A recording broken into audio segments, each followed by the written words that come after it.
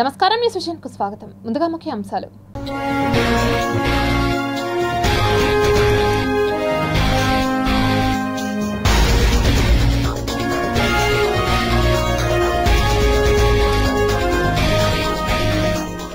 వాయుగుండంగా మారిన అల్పపీడనం 24 గంటల్లో తీరం దాటే అవకాశం.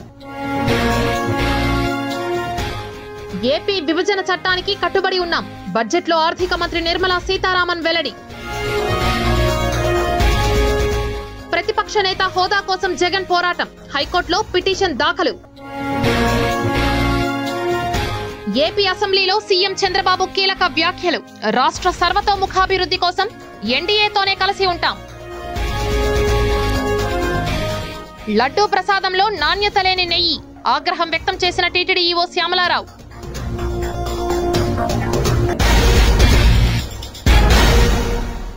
ఇక వార్తల్లోని వివరాలు చూద్దాం.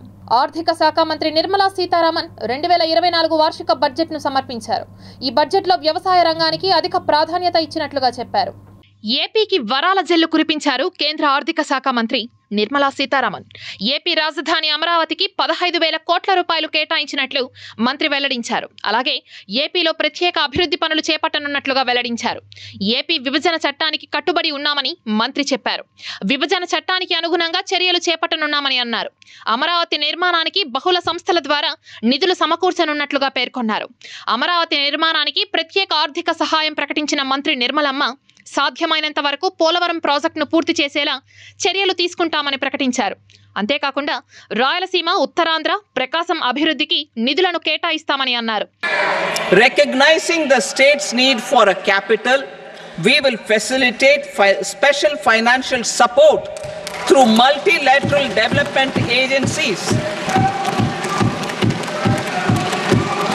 In the current financial year, 15,000 crore rupees will be arranged with additional amounts in future years.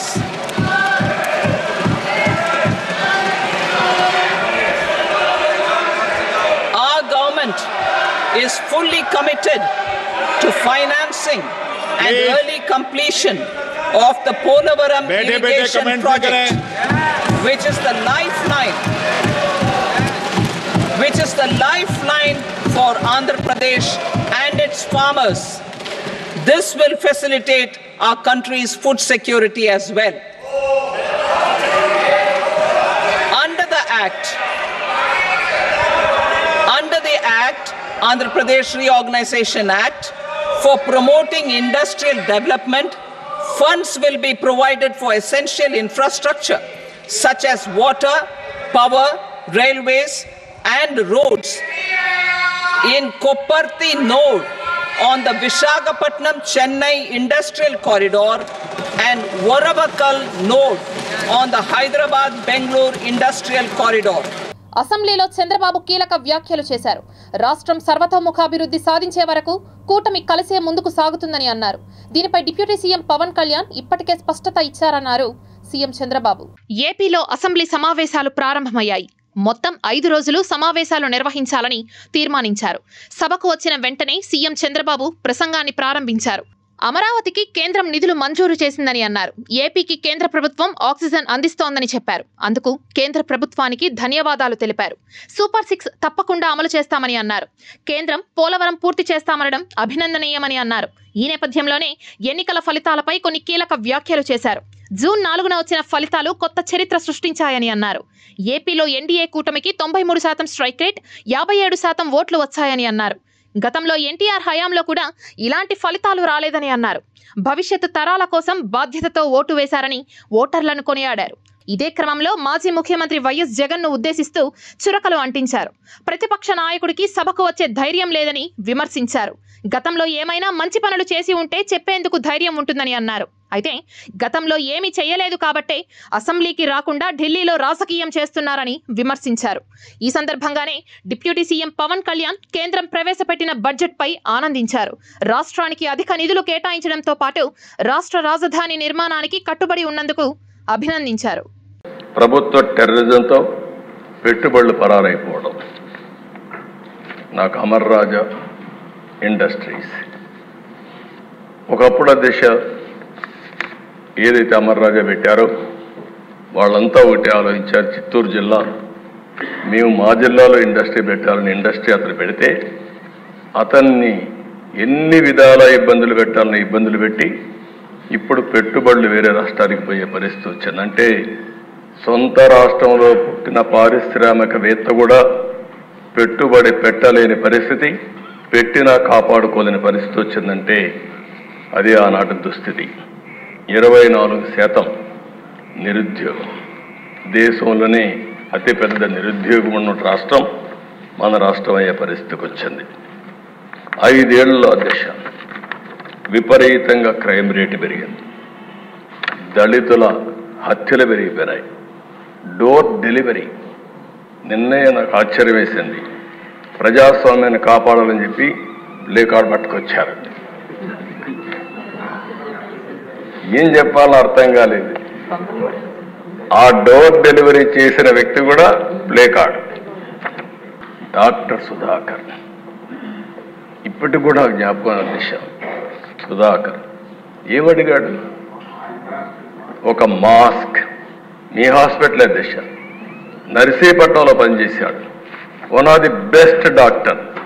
ఒకటే అడిగాడు, నేను ఎంతైనా పనిచేస్తా, కానీ కరోనా భయంకరమైన వ్యాధి, ఒకవేళ వస్తే మాకు కూడా ప్రమాదం ఉంటుంది, మాస్క్ ఇవ్వండి, అప్పుడప్పుడు మార్చండి అని ఒక మాస్క్ అడిగిన నేరానికి అహంకారమైన ఈ ప్రభుత్వం వేటాడి వేటాడి పిచ్చివాణి చేసి నడి రోడ్లో చంపేసే పరిస్థితికి వచ్చారు. అది చూస్తే చాలా బాధేస్తున్న దిశ. ప్రతిపక్ష నేత హోదా కోసం వైఎస్ జగన్మోహన్ రెడ్డి అలుపెరగని పోరాటం చేస్తున్నారు. తానే ప్రతిపక్ష నాయకుడని, ప్రతిపక్ష హోదా ఇవ్వాలని గతంలో స్పీకర్కు లేఖ రాశారు. అయినా స్పందించకపోవడంతో తాజాగా హైకోర్టును ఆశ్రయించారు జగన్. ఏపీ శాసనసభలో వైఎస్ఆర్సీపీ అధినేత జగన్మోహన్ రెడ్డికి ప్రతిపక్ష హోదా ఇచ్చేందుకు స్పీకర్ నిరాకరించారు. ఆయనను వైసీపీ ఫ్లోర్ లీడర్ గానే గుర్తించారు. దీంతో వెంటనే జగన్ హైకోర్టులో పిటిషన్ దాఖలు చేశారు.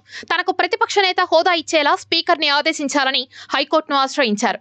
ప్రతిపక్ష నేత హోదా కోసం లేఖ రాసినా ఇవ్వలేదని పిటిషన్లో జగన్ పేర్కొన్నారు. ఏపీలో అధికార పార్టీ కాకుండా ఉన్న మరో పార్టీ తమదేనని జగన్ చెబుతున్నారు. ప్రతిపక్ష హోదా ఇవ్వకపోవడం రాజ్యాంగ విరుద్ధమని వాదిస్తున్నారు. అసెంబ్లీ మొత్తం సభ్యుల్లో 10% సీట్లు ఉంటేనే ప్రధాన ప్రతిపక్ష హోదా ఇవ్వాలని రాజ్యాంగంలో లేదని జగన్ ఇంతకు ముందు స్పీకర్కు లేఖ రాశారు. మామూలుగా అయితే 10% సీట్లు వస్తే ప్రతిపక్ష నేతగా గుర్తిస్తారు. 2-3 పార్టీలకు 10% కన్నా ఎక్కువ సీట్లు వస్తే ఎక్కువ సీట్లు వచ్చిన పార్టీని ప్రధాన ప్రతిపక్షంగా స్పీకర్ గుర్తిస్తారు. కానీ ఏపీలో గత ఎన్నికల్లో జగన్మోహన్ రెడ్డి నేతృత్వంలోని వైసీపీ కేవలం 11 సీట్లకే పరిమితమైంది. 18 సీట్లు వచ్చి ఉంటే ఇలా తనకు ప్రతిపక్ష నేత హోదా ఇవ్వాలని స్పీకర్ను అడగాల్సి వచ్చేది కాదు. కానీ స్పీకర్ నిర్ణయాల్లో కోర్టులు జోక్యం చేసుకోలేవని నిపుణులు చెబుతున్నారు. ప్రతిపక్ష హోదా స్పీకర్ ఇవ్వాలని జగన్ అడుగుతున్నారంటే నిబంధనల ప్రకారం ఆయనకు రావాల్సిన సీట్లు రాలేదని అర్థమవుతోందని, అలాంటి రూల్ లేనప్పుడు అడగాల్సిన అవసరం ఏముందని, ఆటోమేటిక్గా ప్రతిపక్ష నేత హోదా వస్తుంది కదా అన్న ప్రశ్నలు కూడా వస్తున్నాయి. గత 2014-2019 లోక్సభ ఎన్నికల్లో కాంగ్రెస్ పార్టీకి దేశవ్యాప్తంగా 10% సీట్లు రాలేదు. అందుకే ఆ పార్టీ పక్ష నేతను ప్రధాన ప్రతిపక్ష నేతగా గుర్తించలేదు. కాంగ్రెస్ పార్టీ ఫ్లోర్ లీడర్ గానే పార్లమెంట్లో ఆ పార్టీ నేత వ్యవహరించారు. తమ పార్టీకి ప్రధాన ప్రతిపక్ష హోదా ఇవ్వాలని గతంలో కాంగ్రెస్ పార్టీ కూడా సుప్రీంకోర్టులో పిటిషన్ వేసింది. అయితే కాంగ్రెస్ పార్టీకి అనుకూలమైన తీర్పు రాలేదు. స్పీకర్ విధుల్లో న్యాయ వ్యవస్థ జోక్యం చేసుకునే అవకాశం లేదని న్యాయ నిపుణులు ఇప్పటికే పలుమార్లు ప్రకటించారు. అయినప్పటికీ వైసీపీ అధినేత జగన్మోహన్ రెడ్డి కోర్టులో పిటిషన్ వేయడం రాజకీయ వర్గాల్లో చర్చనీయాంశమైంది. ప్రతిపక్ష నేతగా గుర్తించాలని కోర్టు ఆదేశించినా స్పీకర్ పాటించాల్సిన అవసరం లేదని, శాసన వ్యవస్థను న్యాయ వ్యవస్థ ఆదేశించలేదని అంటున్నారు. ముఖ్యంగా సభా కార్యక్రమాల్లో జోక్యం చేసుకోలేరని చెబుతున్నారు. మొత్తంగా జగన్ పిటిషన్ ఇప్పుడు హాట్ టాపిక్ అయ్యే అవకాశం ఉంది. పశ్చిమ మధ్య బంగాళాఖాతంలో ఏర్పడిన అల్పపీడనం వాయుగుండంగా మారింది. ప్రస్తుతం పూరీ తీరానికి వాయువ్యంగా 40 కిలోమీటర్ల దూరంలో ఇది కేంద్రీకృతమైంది. గోపాల్పూర్కు ఈశాన్యంగా 70 కిలోమీటర్ల దూరంలో ఉంది. ఒడిశా నుంచి చిలక సరస్సు దగ్గరగా ఉన్న ఈ వాయుగుండం గంటకు 3 కిలోమీటర్ల వేగంతో కదులుతోంది. వాయువ్యంగా కొనసాగుతూ ఒడిశా, ఛత్తీస్గఢ్ మధ్య తీరం దాటే అవకాశం ఉంది. మరో 24 గంటల్లో తీరం దాటనుంది. దీని ప్రభావంతో ఉత్తర కోస్తాంధ్ర, ఒడిశా తీర ప్రాంతాల్లోని జిల్లాల్లో భారీ నుంచి అతి భారీ వర్షాలు కురిసే అవకాశం ఉంది. ఏలూరు, ప్రకాశం, నంద్యాల జిల్లాల్లో అక్కడక్కడ మోస్తరు వర్షాలు కురిసే అవకాశం ఉంది. కాకినాడ, కోనసీమ, తూర్పు గోదావరి, పశ్చిమ గోదావరి జిల్లాల్లో అక్కడక్కడ తేలికపాటి నుంచి ఓ మోస్తరు వర్షాలు కురిసే అవకాశం ఉంది. కృష్ణా, ఎన్టీఆర్, గుంటూరు, బాపట్ల, పల్నాడు, నెల్లూరు జిల్లాల్లో తేలికపాటి వర్షాలు, కర్నూలు, అనంతపురం, శ్రీ సత్యసాయి, వైఎస్ఆర్, అన్నమయ్య, చిత్తూరు, తిరుపతి జిల్లాల్లో ఓ మోస్తరు భారీ వర్షాలు కురిసే అవకాశం ఉందని విపత్తుల నిర్వహణ సంస్థ పేర్కొంది. టీటీడీకి సరఫరా చేస్తున్న నెయ్యిలో నాణ్యతా లోపాలను తిరుమల తిరుపతి దేవస్థానం గుర్తించింది. బాధ్యులను బ్లాక్ లిస్టులో పెట్టింది టీటీడీ. తిరుమల శ్రీవారి లడ్డూ ప్రసాదానికి ఉన్న ప్రాధాన్యత గురించి ప్రత్యేకంగా చెప్పాల్సిన అవసరం లేదు. కలియుగ ప్రత్యక్ష దైవమైన ఆ ఏడుకొండల వాడిని దర్శించుకునేందుకు తిరుమలకు వచ్చే యాత్రికులు ఆ శ్రీనివాసుడి ముగ్ధ మనోహర రూపాన్ని చూసి ఎంత ఆనందిస్తారో, శ్రీవారి ప్రసాదాన్ని స్వీకరించి కూడా అంతే గొప్ప అనుభూతికి లోనవుతూ ఉంటారు. తిరుమల శ్రీవారి లడ్డూ ప్రసాదానికి ప్రపంచవ్యాప్తంగా ఉన్న ఏడుకొండలవాడి భక్తుల మనస్సులో ప్రత్యేక స్థానం ఉంది. అలాంటి తిరుమల శ్రీవారి లడ్డూల తయారీకి వినియోగించే నెయ్యి నాణ్యతలో నిబంధనల ప్రకారం ప్రమాణాలు పాటించని ఓ కాంట్రాక్టర్పై చర్యలు తీసుకోనున్నట్లు టీటీడీ ఈవో శ్యామలారావు ఓ ప్రకటనలో పేర్కొన్నారు. ఇటీవల టీటీడీకి సరఫరా చేస్తున్న నెయ్యిలో నాణ్యత లోపాలను తిరుమల తిరుపతి దేవస్థానం గుర్తించింది. ఏటా ముడి సరుకుల కొనుగోలు కోసం 500 కోట్ల రూపాయలు వెచ్చిస్తుండగా అందులో నెయ్యి కొనుగోలుకే 250 కోట్ల రూపాయలు వెచ్చిస్తున్నట్లు టీటీడీ పేర్కొంది. నెయ్యి నాణ్యతా ప్రమాణాలను పరిశీలించేందుకు national accreditation board for testing calibration ల్యాబ్కు నెయ్యిని టీటీడీ పంపింది. టీటీడీకి సరఫరా చేస్తున్న 5 మంది పంపిణీదారులలో తమిళనాడుకు చెందిన పంపిణీదారుడు సరఫరా చేస్తున్న నెయ్యిలో నాణ్యతా ప్రమాణాల లోపాలను టీటీడీ గుర్తించింది. ఈ క్రమంలోనే సరఫరాదారుణ్ణి బ్లాక్ లిస్టులో చేర్చేందుకు టీటీడీ ఈవో షోకాజ్ నోటీస్ జారీ చేశారు. మనం వాడే నెయ్యి కౌగి ఆవు నెయ్యి ఏదైతే వాడుతున్నామో ఆ క్వాలిటీ ఇంప్రూవ్ అవ్వాలి. ఆ క్వాలిటీ ఇంప్రూవ్ అయ్యేదాకా మనం ఏం చేసినా సరే పెద్దగా ఇంప్రూవ్మెంట్ ఉండదు అనేది వాళ్ళు చెప్పడం జరిగింది. ఆ విధంగానే కొన్ని శాంపుల్స్ తయారు చేస్తే అది కరెక్టే. సో ఈ కౌగి ప్రొక్యూర్మెంట్లో ఏమిటి ఇష్యూస్ అనేది చూస్తే కొన్ని బేసిక్ ఇష్యూస్ ఉన్నాయి. వాటిని అడ్రస్ చేస్తే కానీ మనకి కౌగి అనేది క్వాలిటీ అనేది ఇంప్రూవ్ కాదు. ముఖ్యమైనది ఏంటంటే మనకి ఇక్కడ ల్యాబ్ ఫెసిలిటీ సరిగ్గా లేకపోవడం అనేది ఒక ముఖ్యమైన లోపం. మనకి ల్యాబ్ ఉంది కానీ గీని బేసిక్ టెస్టింగ్స్ చేయడానికి ఉపయోగపడుతుంది, కానీ అడల్ట్రేషన్ టెస్టింగ్ చేయడానికి సరైన ఎక్విప్మెంట్ లేదు. 2 ఎక్విప్మెంట్ కావాలి. సో ఆ ఎక్విప్మెంట్ ఇక్కడ లేదు. దానివలన మనం అది చేయలేకపోతున్నాం. బయట ల్యాబ్స్కి పంపించాల్సి వస్తుంది, కానీ మనం రోజు ట్యాంకర్స్ 2 ట్యాంకర్స్ దాకా అలా అవసరం ఉంటుంది. మనకి కంటిన్యూస్గా రిక్వైర్మెంట్ ఉంటుంది కాబట్టి కొంత ఇబ్బంది ఉంది. అది చేయలేకపోతున్నాం కాబట్టి సప్లయర్స్ అడ్వాంటేజ్ తీసుకోవడం ఒకటి కనిపిస్తుంది. FSSAI సర్టిఫికేషన్స్ ఇలాంటి డాక్యుమెంటేషన్స్ తీసుకొచ్చి ఇస్తున్నారు. అందరూ కూడా దాంట్లో పాస్ అయిపోతున్నారు. ఆ తర్వాత టెండర్కి వెళ్తాము. టెండర్కి వెళ్ళిన తర్వాత రేట్స్ వేస్తారు. రివర్స్ టెండరింగ్కి వెళ్తాము, వాళ్ళకి రేట్స్ వస్తుంది ఫైనల్గా. ఆ రేటుతో మనము ప్రొక్యూర్ చేయడానికి ప్రయత్నిస్తున్నాం. తిరుపతి రాయల్ నగర్లో జరిగిన మర్డర్ కేసును పోలీసులు ఛేదించారు. నిందితుడిని అరెస్టు చేసి రిమాండ్కు పంపారు ఎస్పీ సుబ్బరాయుడు. హీనమైన చర్యగా భావించి సీరియస్గా టీమ్స్ పెట్టి అతన్ని అదుపులో తీసుకోవడం జరిగింది. ముఖ్యంగా అతను శ్రీనివాస్ అనే వ్యక్తి 20 ఇయర్స్ ఏజ్. గత 10 సంవత్సరాలుగా ఆ ప్రాంతంలోనే ఇంటికి పక్కనే ఉంటున్నాడు. కొన్ని అభిప్రాయ భేదాలు వారి మధ్య ఉండడం వల్ల ముఖ్యంగా వీడికి ఆ విధమైన భావన ఉంది.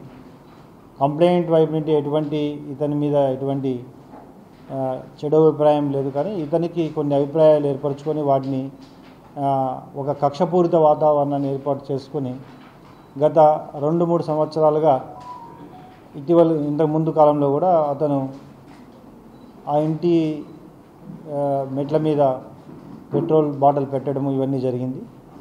తరువాతి కాలంలో మొన్న ఇతను ఒక ప్లాన్డ్గా వాళ్ళ ఇంట్లోకి వెళ్ళి 2 వ్యక్తులు ఉన్నప్పుడు వారిద్దరిపై దాడి చేసి దాదాపు 60 సంవత్సరాల పైగా ఉన్న వాళ్ళ మదర్ని చంపివేయడం, తర్వాత అక్కడున్న పాపని అటాక్ చేయడం జరిగింది. చిత్తూరు జిల్లా ప్రధాన ఆసుపత్రిలో ఎన్టీఆర్ వైద్య సేవలను విస్తృతం చేయాలని జిల్లా కలెక్టర్ సుమిత్ కుమార్ పేర్కొన్నారు. మంగళవారం జిల్లా కలెక్టర్ జిల్లా ప్రధాన ఆసుపత్రిని సందర్శించారు. ఆసుపత్రిలో dialysis, X-ray, casualty, OP ward, paediatric, gynaec, labour వార్డులను పరిశీలించారు. అనంతరం జిల్లా కలెక్టర్ మీడియాతో మాట్లాడుతూ ఆసుపత్రికి వచ్చే రోగులకు అందిస్తున్న వైద్య సదుపాయాలలో భాగంగా ఎంసీహెచ్, రేడియాలజీ విభాగాలను పరిశీలించడం జరిగిందని అన్నారు. రేడియాలజీ ద్వారా ఎక్స్రే, అల్ట్రాసౌండ్ మరియు డయాలసిస్ ద్వారా రోగులకు అందిస్తున్న సేవలను పరిశీలించడం జరిగిందని అన్నారు. ఆసుపత్రిలో నూతనంగా చేపట్టిన నిర్మాణాలను పరిశీలించామని అన్నారు. ప్రభుత్వ ఆసుపత్రి, అపోలో సిబ్బంది ద్వారా మెరుగైన వైద్య సేవలు అందించడం జరుగుతుందని, దీనిని మరింత మెరుగుపరచడానికి చర్యలు తీసుకుంటున్నామని అన్నారు. ప్రతిరోజు అధిక సంఖ్యలో రోగులు రావడం జరుగుతోందని అన్నారు.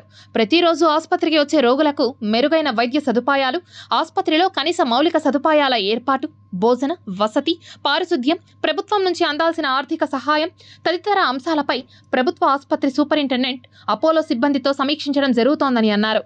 ఈ సందర్భంగా జిల్లా ప్రధాన ఆసుపత్రిలో రోజుకు 1500 ఓపీ కేసులు రావడం జరుగుతోందని, urology, neuro surgery, super speciality సేవలు కూడా అందించడం జరుగుతుందని, డయాలసిస్ సేవలకు సంబంధించి రోజుకు 48 మందికి 4 షిఫ్ట్లలో సేవలు అందించడం జరుగుతోందని medical superintendent doctor Arun Kumar కలెక్టర్కు వివరించారు.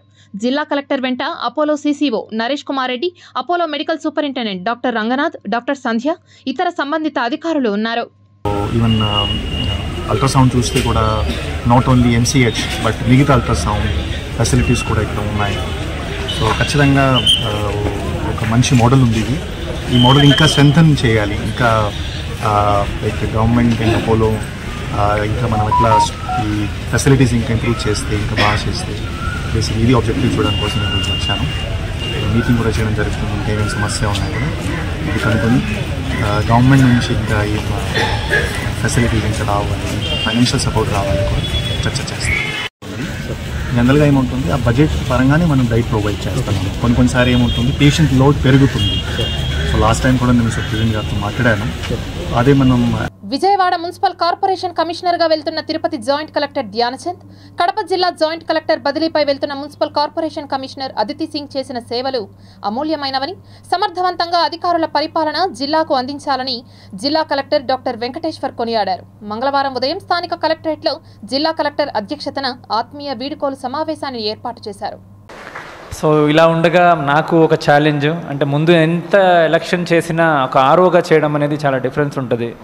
కలెక్టరేట్లో ఆర్ మేబీ డివిజన్లో సపోర్ట్ చేయడం ఒక ఎత్తు, బట్ ఆర్ఓ బాధ్యతలో ఆర్ఓ చైర్లో కూర్చుని కోఆర్డినేట్ చేయడం అనేది ఒక మంచి ఎక్స్పీరియన్స్గా నేను భావిస్తున్నాను. సో అప్పుడు వచ్చినప్పుడు ఉన్న లక్ష్మీశ్వర్ సార్ ఉండొచ్చు, అలాగే తర్వాత ప్రవీణ్ సార్ ఉండొచ్చు, అలాగే ఇప్పుడు వచ్చిన వెంకటేష్ సార్ ఉండొచ్చు. చాలా నేర్చుకోవాల్సిన అవకాశం నాకు దొరికింది.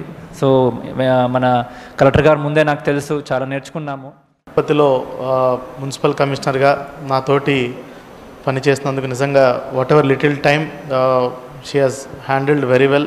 ఎలక్షన్ నేను దగ్గరుండి చూడనప్పటికీ, బట్ వచ్చిన తర్వాత లాస్ట్ 2-3 వీక్స్లో there was acute shortage of water to Tirupati city. So మనకి కండలేరు నుంచి కూడా వాటర్ రావాల్సి ఉంది. Very tight schedule, 1-2 days tight schedule. 1-2 days తేడా అయినా తిరుపతికి వాటర్ ఇబ్బంది చాలా వచ్చేది. మీకు చాలామందికి తెలియదు, ఎందుకంటే సమస్య పరిష్కారం అయిన తర్వాత చెప్తున్నాము, లేదంటే ప్యానిక్ అవుతారు.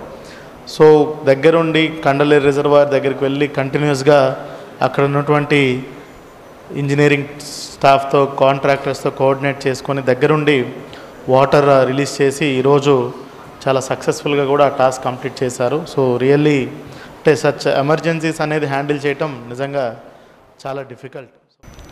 సార్తో పాటు వర్క్ చేసేటప్పుడు చాలా విషయాలు నేర్చుకున్నాము. అందరూ చెప్పినట్టు ఎలక్షన్స్లో చాలా అంటే దగ్గర ఉండి సార్ చాలా పని నేర్పించారు అందరికీ. సో నాకు ఇప్పుడు కూడా గుర్తు వస్తుంది, ఫస్ట్ టైం నేను సార్తో కలిసినప్పుడు ఐ వాజ్ డిస్కసింగ్, సార్ నాకు అర్బన్ కాన్స్టిట్యుయెన్సీ ఉంది, స్టాఫ్ తక్కువ ఉంటారు, ఒకటే తహసీల్దార్ ఉన్నారు, అందరూ కొత్త వాళ్ళు, ఎలా చేస్తాను నేను చెప్పాను. But sir told one thing which I will always remember for anything whenever I am in doubt. Andhra Pradesh అభివృద్ధి ధ్యేయంగా ఎన్డీఏ కేంద్ర ప్రభుత్వం ఏపీకి బడ్జెట్ నిధులను కేటాయించడం హర్షణీయమని Telugu Desam party Tirupati parliament incharge Narasimha Yadav కొనియాడారు. గతంలో ఎన్నడూ లేని విధంగా గత 5 సంవత్సరాలు కేంద్ర బడ్జెట్ చూశారు మేము. ఆనాటి ముఖ్యమంత్రి జగన్మోహన్ రెడ్డి ఏనాడు కూడా రాష్ట్ర అభివృద్ధి కోసం కానీ రాష్ట్రంలో ఉన్న ప్రజల కోసం కానీ ఏనాడు కూడా కేంద్రం నుంచి బడ్జెట్ లో శాంక్షన్ ఇప్పించిన దాఖలాలు లేవు పెద్దగా. శ్రీ నారా చంద్రబాబు నాయుడు గారు నేటి ముఖ్యమంత్రి పదవి బాధ్యతలు స్వీకరించిన తర్వాత కేంద్ర ప్రభుత్వ పెద్దలతో, ప్రధానమంత్రి గాని తదితర మంత్రులతో అందరితో కూడా సంప్రదించి 1-2-3 పర్యాయాలు ఢిల్లీకి వెళ్లి రాష్ట్రానికి కావలసిన వనరులు గాని, రాష్ట్రానికి ఏవైతే బడ్జెట్ లో ప్రవేశపెడితే ఈ రాష్ట్రం అభివృద్ది చెందుతుందనే దానిపైన మీరందరూ చూశారు. కేంద్ర పెద్దలను ఒప్పించి మెప్పించి ఈరోజు ఆయన యొక్క మార్కు ఈ యొక్క బడ్జెట్ లో స్పష్టంగా కూడా కనపడింది. రాజధాని నిర్మాణానికి లైన్ క్లియర్ అయిపోయిందని చెప్పుకోవాలి. ఈరోజు అదనంగా అమరావతి రాజధాని నిర్మాణానికి 15,000 కోట్ల నిధులు కేటాయించడము, అదేవిధంగా పోలవరం ప్రాజెక్ట్ ని సకాలంలో పూర్తి చేస్తామని చెప్పి హామీ ఇవ్వడంతో పాటు ఈరోజు రాయలసీమ, ఉత్తరాంధ్ర, కోస్తా ప్రాంతానికి ప్రత్యేక నిధులు కూడా కేటాయించడం చాలా శుభపరిణామంగా భావిస్తున్నాము. ముఖ్యంగా నిరుద్యోగ యువత కోసం ప్రతి సంవత్సరం 1,00,000 మందికి 3% రుణాల వడ్డీతో వీళ్లు మంజూరు చేస్తామని చెప్పి ప్రకటించడం నిరుద్యోగ యువతకు ఉన్నత ఉద్యోగాలు చదువుకునే అవకాశాలు కల్పించినట్లయింది. ఆంధ్ర రాష్ట్రంలో శాంతి భద్రతలు దెబ్బతిన్నాయని మాట్లాడే కనీస అర్హత మాజీ ముఖ్యమంత్రి వైఎస్ జగన్మోహన్ రెడ్డికి లేదని తెలుగుదేశం పార్టీ అధికార ప్రతినిధి ఊట్ల సురేంద్రనాయుడు తిరుపతి ప్రెస్ క్లబ్ లో ఏర్పాటు చేసిన విలేకరుల సమావేశంలో మండిపడ్డారు. నువ్వు పగటి వేసగాడిలాగా డ్రామాలేస్తావా? పోయే చీకొట్టారు ప్రజలు, నిన్ను చీకొట్టి 11 సీట్లు ఇచ్చారు. ఇంకా నా బుద్ధి మార్చుకో, మళ్ళా ఇది తగుదునమ్మా అని చెప్పి ప్రతిపక్ష హోదా కావాలని కోర్టుకు పోతాడంట. ఇదే విచిత్రం, నాకు అర్థం కాలేదు. నీకు ఎమ్మెల్యేలు 18 మందో 19 మందో గెలిస్తే నీకు డైరెక్ట్ గా వచ్చేస్తుంది కదా ప్రతిపక్ష హోదా. నువ్వు ఆ ప్రతిపక్ష హోదా కోసం కోర్టుకు పోయి ప్రతిపక్ష హోదా తెచ్చుకుంటారా? ఎడనో ఉందా ఈ చిత్రం? కాబట్టి నువ్వు ఈ 5 సంవత్సరాలు నీకు 11 మందిని ఇచ్చారు. ఈ 11 మంది నీతో కూడా ఉంటారో లేదో చూసుకొని ఆ 11 మందిని కాపాడుకుంటూ రాష్ట్రానికి మంచి జరిగేదానికి నీ శాతనైతే ప్రయత్నం చేయి. పిల్లలు క్రీడలలో రాణించేలా తల్లిదండ్రులు చర్యలు తీసుకోవాలని శ్రీ పద్మావతి మహిళా విశ్వవిద్యాలయ ఇన్ఛార్జ్ ఉపకులపతి ఉమా తెలిపారు. ఆంధ్రప్రదేశ్ రాష్ట్ర సబ్ జూనియర్ ఫుట్బాల్ ఛాంపియన్షిప్ టోర్నమెంట్ను శ్రీ పద్మావతి మహిళా విశ్వవిద్యాలయంలో నిర్వహించారు.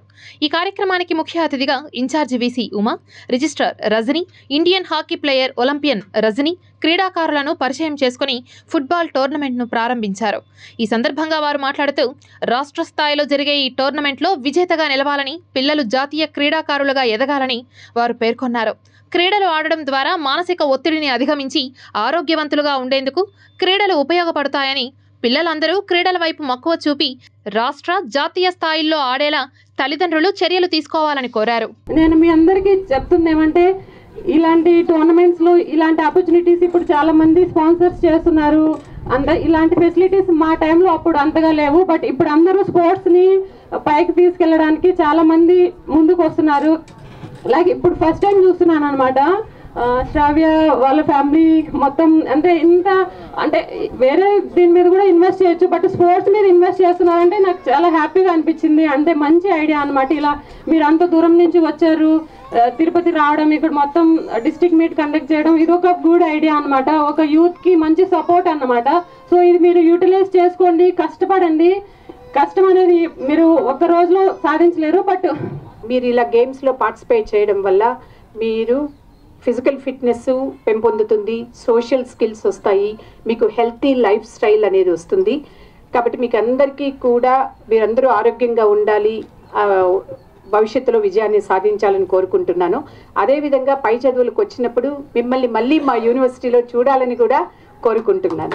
సిపిఎం కార్యాలయంలో తోపుడు బండ్ల వ్యాపారస్తుల సంఘం మరియు సిఐటియు ఆధ్వర్యంలో ప్రత్యేక సదస్సు నిర్వహించారు. అధికారంలోకి వచ్చిన నెల రోజులు కాకముందే ఇట్లా చిరు వ్యాపారస్తుల మీద పడడం చాలా దారుణం. దీనికన్నిటికి కూడా అందుకనే ఈరోజు సదస్సు పెట్టి మేము కూడా తెలియజేయాలని చెప్పి నిర్ణయం తీసుకున్నాము. అలాగే మున్సిపల్ కార్పొరేషన్ నుంచి కూడా వీళ్ళకి గుర్తింపు కార్డులు ఇచ్చి, వీళ్ళకి రుణాలు ఇచ్చి, ఎక్కడ వీళ్ళకి స్ట్రీట్ వెండింగ్ కమిటీ అనేది ఒకటి ఉంది, ఒక చట్టం ఉంది. ఆ చట్ట ప్రకారమే ఏదైనా కూడా చేయాలని చెప్పి మేము తెలియజేసుకుంటున్నాం. ఇలాంటి దాడులకు కానీ కొనసాగితే ఎక్కడైనా కూడా తోపుడు బండ్ల పైన సమస్యలు వచ్చినప్పుడు మేము వెంటనే స్పందించి కార్పొరేషన్ కార్యాలయం దగ్గర కానీ, అట్లే ట్రాఫిక్ పోలీసుల కార్యాలయం దగ్గర కానీ ధర్నా చేయడానికి మేము సిద్ధంగా ఉన్నామని తెలియజేసుకుంటున్నాం. అధికార పార్టీ వచ్చి కనీసం 50 రోజులు కూడా అవ్వకముందే మొత్తం సెంట్రల్ ఖాళీ చేయాలి, మీరు మా వాళ్ళు పెట్టుకుంటారని చెప్పి, లేదు ట్రాఫిక్ ఇబ్బందిగా ఉందని చెప్పి రకరకాల పేర్లతో ఇప్పుడు వీళ్ళు వ్యాపారాలు చేసుకోనికుండా తీవ్రమైన ఇబ్బందులు పెడుతున్నారు. తక్షణమే ఈ యొక్క విధానాన్ని మానుకోకపోతే రాబోయే రోజుల్లో సిఐటి ఆధ్వర్యంలో పెద్ద ఆందోళన చేస్తామని చెప్పి ఈరోజు అందులో భాగంగానే దివ్యాంగులను తక్కువ చేసి మాట్లాడడం సమంజసం కాదని పీడబ్ల్యూడీ ఫెడరేషన్ ప్రధాన కార్యదర్శి సుబ్రహ్మణ్యం తెలియజేశారు. వికలాంగుడిగా పుట్టి జీవించడానికి ఉపాధి లేక కుటుంబాన్ని నెట్టుకురావడం కోసం వీరు పడుతున్న ఇబ్బందులను క్షుణ్ణంగా తెలియని ఐఏఎస్ స్మితా సబర్వాల్ వికలాంగులకు రిజర్వేషన్ ఎందుకని ట్విట్టర్లో ట్వీట్ చేయడం పట్ల ఆగ్రహం వ్యక్తం చేశారు. మరోసారి ఇది రిపీట్ కాకూడదని కోరారు. ఈ విషయంపై రాష్ట్ర వ్యాప్తంగా తమ దివ్యాంగులు నిరసనలు ప్రెస్ మీట్లు పెడుతున్నారని మీడియాకు తెలియజేశారు. మా మీద కించపరుస్తూ అంటే డిజబుల్డ్ పర్సన్స్ని కించపరుస్తూ మాట్లాడటము, వాళ్ళు ఎందుకు పనికిరారు, ఐఏఎస్ ఐపీఎస్లు కానీ ఇలాంటి అంటే ఒక ఉన్నతమైన ఉద్యోగాలు వాళ్ళకి అవసరం లేదు, డెస్క్ రిలేటెడ్ ఉద్యోగాలే వాళ్ళకి ఇవ్వాలని చెప్పడం ఎంతవరకు సమంజసం? ఇది నిజంగా 2016-92 యాక్ట్ ప్రకారంగా, పర్సన్స్ విత్ డిజబుల్డ్ యాక్ట్ ప్రకారంగా ఇది చట్ట విరుద్ధము, ఇది నేరం కూడా. ఈ చట్టపరమైన చర్యలు ఆమె పైన తీసుకొని ఆమెని సివియర్గా పనిష్మెంట్ ఇవ్వాలని నేను కోరుకుంటున్నాను. ఎందుకనంటే ఇంతకుముందే ఒక డాక్టర్ గారు కూడా చెప్పారు, నాకు పాఠాలు చెప్పిన అంటే ఉపాధ్యాయులు డిజబుల్డ్ టీచరే, ఆవిడ ఆ రోజు పాఠం చెప్పకపోయింటే నేను ఈరోజు డాక్టర్ అవ్వలేకపోయి ఉంటానని ఆయన స్టేట్మెంట్ ఇచ్చారు. ఇలా ఎంతోమంది ఈరోజు చెప్తున్నారు. లక్షలాది అంటే కోట్లాది మంది చూసే మీడియా, సోషల్ మీడియాలో ఇలాంటి స్టేట్మెంట్స్ ఇవ్వడం అనేది మా డిజబుల్డ్ వారికి కించపరచడము, డిస్క్రిమినేట్ చేయడమని నేను భావిస్తున్నాను. ముదిరాజ్ కులాన్ని బీసీడీ నుంచి బీసీఏ కేటగిరీలోకి మార్చాలని సంఘం నేత నారాయణ డిమాండ్ చేశారు. అన్ని కులాలకు న్యాయం జరుగుతుంది కానీ మా ముదిరాజ్ కులానికి న్యాయం జరగడం లేదనే మా ఆవేదన. దయచేసి అలాగే మేము ఒక ఎమ్మెల్సీ కూడా చట్టసభల్లో ఎమ్మెల్సీ డిమాండ్ చేస్తున్నామండి. అలాగే ఏదైతే పదవులు నామినేటెడ్ పదవుల్లో మా కులానికి సంబంధించిన వాళ్ళు లీడర్లు ఉన్నారో అందరికీ న్యాయం జరగాలి, మా కమ్యూనిటీకి కూడా న్యాయం జరగాలి. అన్ని కులాలకు న్యాయం జరుగుతుంది కానీ ఒక ముదిరాజు కులానికి వచ్చేటప్పటికి అన్యాయం జరుగుతుందండి అన్ని విషయాల్లో. దయచేసి మేము ప్రభుత్వ వారిని కోరుకుంటున్నాం, దయచేసి మా ముదిరాజు కులాన్ని గుర్తించండి, మాకు న్యాయం చేయమని ఈ వేదిక ద్వారా తిరుపతి నుంచి డిమాండ్ చేస్తున్నామండి, అడుగుతున్నామండి, రిక్వెస్ట్ చేస్తున్నాం. భక్తులు కోరిన కోర్కెలు తీర్చే విజయదుర్గ నడివీధి గంగమ్మ దేవాలయ పుష్కర మహాకుంభాభిషేక మహోత్సవాలు అంగరంగ వైభవంగా నిర్వహించారు. తిరుపతి కొర్లగుంట మారుతినగర్లోని నడివీధి గంగమ్మ ఆలయంలో 3 రోజుల పాటు జరిగిన గంగమ్మ పుష్కర మహాకుంభాభిషేకంలో భాగంగా చివరి రోజు సందర్భంగా అమ్మవారిని ప్రత్యేకంగా అలంకరించి భక్తులకు దర్శన భాగ్యాన్ని కల్పించారు. ఈ సందర్భంగా ఆలయ కమిటీ సభ్యులు మాట్లాడుతూ ప్రతి ఏటా వైభవంగా జాతరను నిర్వహిస్తామని, అయితే ఈ సంవత్సరం కూడా అదే తరహాలో అమ్మవారిని ప్రత్యేకంగా అలంకరించి భక్తులకు దర్శన భాగ్యం కల్పించామని, అంతకుముందు సుమారు 1000 మందికి పైగా అన్నదాన కార్యక్రమం నిర్వహించామని తెలిపారు. భక్తులు పెద్ద సంఖ్యలో పాల్గొని అమ్మవారికి మొక్కులు చెల్లించుకున్నారని చెప్పారు. భక్తాదులు అన్నదాన కార్యక్రమంలో పాల్గొని అమ్మవారి అన్న ప్రసాదాలను స్వీకరించారు. అది ఈ సంవత్సరం మన గుడి ధర్మకర్త అయినటువంటి పాండవేడి సుబ్రహ్మణ్య రెడ్డి ఆధ్వర్యంలో మన అంగరంగ వైభవంగా గత 3 రోజుల నుంచి ఈ కార్యక్రమం జరుగుతుంది. ఈరోజు మధ్యాహ్నం అన్నదానం కార్యక్రమం దాదాపు 1000 మంది పైన జరుగుతున్నది. మరి ఈరోజు సాయంకాలం అమ్మవారి ఊరేగింపు అంగరంగ వైభవంగా జరుగుతుంది. కాబట్టి ప్రతి ఒక్క భక్తులందరూ ఈ అమ్మవారి సేవలో పాల్గొని పాత్రులయ్యి అమ్మ ఒక కృపకి పాత్రులవుతున్నారని కోరుకుంటూ అందరికీ ఈ మహద్భాగ్యం కలగాలని కోరుకుంటున్నాం. యాత్ర ఇచ్చేసంగా వండుకొని చేపిస్తాను, అన్నదానాలు అవన్నీ భక్తులు వండుకొని మమ్మల్ని అంతా వండుకొని ఇచ్చేసి వాళ్ళ కానుకలతో మేము చేపిస్తాను. హ్యాపీగా వండుకొని వాళ్ళకి ఏం కావాలో అన్నీ చేపిస్తున్నాం. వాళ్ళే భక్తులే వండుకొని మాకు వరాలు ఇచ్చినారు. అమ్మవారు వండుకొని భక్తుల కోరికలు అంతా తీరుస్తూ ఉంది. భక్తుల కోరిక ఏ కష్టం వచ్చినా అమ్మవారు తీరుస్తూ ఉంది. వాళ్ళకి ఆ నమ్మకంతో వండుకొని విరాళాలు ఇస్తున్నారు, ఎవరికి అమ్మవారికి ఇస్తున్నారు. అమ్మవారు ఉన్నారని చెప్పి దేవతలంతా నమ్మినారు. ఆమె కృపతో మేమంతా బాగుపడి ఉన్నాం. రాష్ట్ర హైకోర్టు ఆదేశాల మేరకు 3 రోజుల పాటు మెడిటేషన్ ట్రైనింగ్ ప్రోగ్రాంను టీటీడీ శ్వేత భవన్లో నిర్వహించారు. ఈ కార్యక్రమానికి అనంతపురం, చిత్తూరు, కర్నూలు, కడప 4 జిల్లాల జ్యుడిషియల్ ఆఫీసర్స్, జిల్లా జడ్జిలు మరియు సీనియర్ మరియు జూనియర్ డివిజనల్ జడ్జిలు పాల్గొన్నారు. Enhancement of salary, and in the first session the mediation was failed because the other party, though is ready for payment of the arrears in one-time settlement, they are not ready to enhance the monthly salary, and they are not ready to restore salary as the caretaker. They felt that sending the kid to daycare is itself sufficient for them. And in the next session, in the meantime, being mediator, I tried to 2024-25 విద్యా సంవత్సరానికి సంబంధించి ప్రభుత్వ aided, private unaided, autonomous degree కళాశాలల్లో సాధారణ degree కోర్సుల్లో సీట్లను భర్తీ చేస్తున్నట్లు ప్రిన్సిపల్ నారాయణమ్మ తెలిపారు. ఆంధ్ర రాష్ట్ర వ్యాప్తంగా డిగ్రీ అడ్మిషన్స్ ప్రారంభమైన నేపథ్యంలో జూలై 23 నుంచి 25వ తేదీ వరకు స్పెషల్ కేటగిరీ అభ్యర్థులకు శ్రీ వెంకటేశ్వర విశ్వవిద్యాలయంలో సర్టిఫికేట్ వెరిఫికేషన్ నిర్వహించడం జరుగుతుందని, NCC cadets, physically handicapped, sports quota వంటి వాటిల్లో ప్రతిభ చాటిన విద్యార్థులకు సర్టిఫికేట్ వెరిఫికేషన్ జరుగుతుందని, విద్యార్థులు ఈ అవకాశాన్ని సద్వినియోగపరచుకోవాలని ప్రిన్సిపల్ నారాయణమ్మ మీడియాకు తెలిపారు. అక్కడ ఓకే అన్నాక వాళ్ళు అలాట్మెంట్ చేయడం జరుగుతుంది స్పెషల్ కేటగిరీ వాళ్ళకు. ఆ స్పెషల్ కేటగిరీ కింద ఎవరెవరికి అంటే handicapped student, physically handicapped students, NCC, NSS, sports and games. ఈ స్పెషల్ కేటగిరీ పిల్లలంతా కూడా ఇంతకుముందు నేను చెప్పిన విధంగా విశాఖపట్నము, విజయవాడ, తిరుపతి ఎస్వి యూనివర్సిటీ దగ్గరికి వెళ్ళి వాళ్ళ సర్టిఫికెట్స్ని తీసిపోయి వెరిఫై చేసుకోవాల్సి ఉంటుంది. గంగాధర నెల్లూరు నియోజకవర్గ శాసనసభ్యులు థామస్ శ్రీ పద్మావతి మహిళా విశ్వవిద్యాలయానికి ఆర్థిక సహాయం అందజేసినట్లు వీసీ ఉమా తెలిపారు. శ్రీ పద్మావతి మహిళా విశ్వవిద్యాలయంలో ఇంటిగ్రేటెడ్ ప్రోగ్రాం 5 సంవత్సరాల బయోటెక్నాలజీ విభాగంలో మొదటి స్థానం సాధించిన విద్యార్థినికి జీడీ నెల్లూరు నియోజకవర్గ శాసనసభ్యులు థామస్ గోల్డ్ మెడల్ పేరిట బంగారు పథకాన్ని అందించే అవకాశం తనకు లభించడం ఎంతో సంతోషంగా ఉందని చెప్పినట్లు వీసీ ఉమా మీడియాకు తెలిపారు. ఇందుకు కృషి చేసిన బయోటెక్నాలజీ విభాగం ప్రొఫెసర్ డాక్టర్ జోష్న, సహచర సిబ్బందికి అభినందనలు తెలిపారు. 5-year ఇంటిగ్రేటెడ్ బయోటెక్నాలజీ కోర్సులో హయ్యెస్ట్ మార్క్స్తో పాస్ అయిన విద్యార్థినికి గోల్డ్ మెడల్ ఇవ్వడం కోసం 1,75,000 రూపాయలని యూనివర్సిటీకి డొనేట్ చేయడం జరిగింది. ఆ సందర్భంగా బయోటెక్నాలజీ విభాగం అధిపతి ప్రొఫెసర్ జోష్న, ఇతర ఫ్యాకల్టీ సభ్యులందరికీ కూడా నేను కంగ్రాచులేట్ చేస్తూ ముందు కూడా సార్ సపోర్ట్ తీసుకుని, ఎందుకంటే ఆయన కూడా బయోటెక్నాలజిస్టే కాబట్టి ఇంకా డిపార్ట్మెంట్ని అభివృద్ధి చేయడం కోసం ఎమ్మెల్యే గారి సపోర్ట్ తోటి వీళ్ళందరూ కృషి చేయాలని నేను కోరుకుంటున్నాను. జూలై 25 నుండి శ్రీ త్యాగరాజస్వామి 80వ వార్షిక సంగీతం మరియు నృత్యోత్సవాలు ఘనంగా నిర్వహిస్తున్నట్లు త్యాగరాజ ఫెస్టివల్ కమిటీ అధ్యక్ష కార్యదర్శులు మోహన్ సుందరం, కంచి రఘురాములు తెలిపారు. ఈ త్యాగరాజస్వామి ఉత్సవాల గురించి ప్రతి సంవత్సరం మేము చాలా గ్రాండ్గా చేసేవాళ్ళం. ఈ కరోనా పీరియడ్ నుంచి కొద్దిగా స్లో డౌన్ అయింది. అది కాకుండా ముఖ్యంగా మా భవనం ఇంకా రెడీ కాలేదు. అది సెమీ ఫినిష్డ్ కండిషన్లో 10 రోజులు చేసే ఉత్సవం ఇప్పుడు 5 రోజులకే చేస్తున్నాం. మాకు ముఖ్యంగా సపోర్ట్ ఇచ్చేది తిరుమల తిరుపతి దేవస్థానం వారు. మాకు ఫండ్ కానివ్వండి, ఈ ఫెస్టివల్ కావాల్సిన ప్లస్ ఇతర సౌకర్యాలు like pandals, mics, lighting. Thyagaraja Mandapam పరిస్థితి మీకు అందరికీ తెలుసు. అది కరోనాకు ముందు కన్స్ట్రక్షన్ స్టార్ట్ చేశాము. కరోనా కానీ లేకుంటే మేము అనుకున్న పద్ధతుల్లో ఎవరికి పూర్తి అయిపోయి ఉండేది. అది అర్థమైనాక కరోనా రావడము, 2 సంవత్సరాలు గ్యాప్ కావడము, చాలా డెవలప్మెంట్స్ జరిగాయి. కానీ దాన్ని ఏదో ఒక రకంగా దాన్ని మనం పూర్తి చేయాలనే సంకల్పంతోనే మా ట్రస్ట్ మెంబర్స్ అందరూ కూడా ఎంతో కృషి చేస్తున్నాం.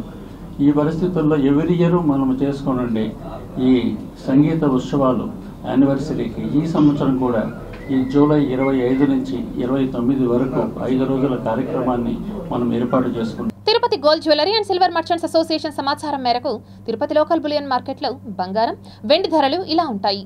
24 క్యారెట్ల అపరంజి బంగారం 10 గ్రాముల ధర 71,870 రూపాయలు. 22 క్యారెట్ల బంగారం 1 గ్రాము ధర 6,440 రూపాయలు. వెండి 1 కేజీ ధర 87,800 రూపాయలు. రీటైల్ వెండి 1 గ్రాము ధర 89 రూపాయల 80 పైసలుగా ఉంటుంది. వార్తలు ముగించే ముందు ముఖ్యాంశాలు మరోసారి చూద్దాం.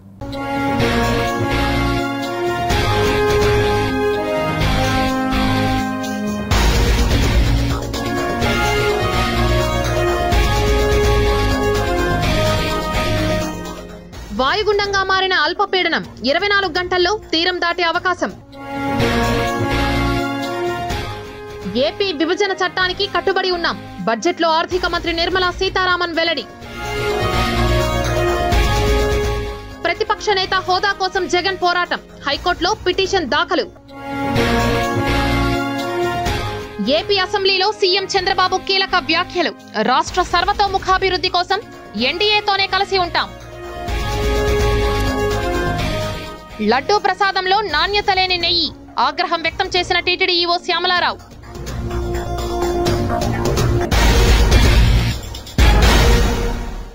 సమగ్ర సమాచారంతో న్యూస్ విషయంలో మళ్ళీ కలుద్దాం. అంతవరకు సెలవు. నమస్కారం.